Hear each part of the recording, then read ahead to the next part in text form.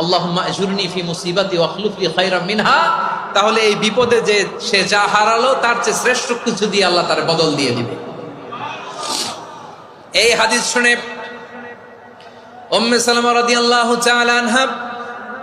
ওনার প্রাণ প্রিয় স্বামী আবু সালামার ইন্তেকালের পরে চোখের পানি ছাড়ে আর পড়ে ইন্না লিল্লাহি ওয়া ইন্না ইলাইহি রাজিউন, আল্লাহুম্মা আজুরনি ফি মুসিবাতি ওয়াখলুফ লি খায়রাম মিনহা। বারবার এই দোয়া পড়ে চোখের পানি ছাড়ে, এই দোয়া পড়ে চোখের পানি ছাড়ে, আর মনে মনে বলে আবু সালামার মতো ভালো মানুষ মদিনাতে নাই, আবু সালামার চেয়েও ভালো মানুষ মদিনাতে নাই, তার চেয়ে ভালো মানুষ কি করে আল্লাহ তাআলা আমারে দিবে, তার চেয়ে ভালো মানুষ তো আমি মদিনাতে দেখি না। চোখের পানি দিয়ে বুক ভাষায় আর নবীর হাদিসের উপর আমল করে পড়ে ইন্না লিল্লাহি ওয়া ইন্না ইলাইহি রাজিউন, ইন্না লিল্লাহি ওয়া ইন্না ইলাইহি রাজিউন। পড়তে পড়তে চোখের পানি ছাড়ে আর চিন্তা করে বিশ্বনবী বললেন এই দোয়া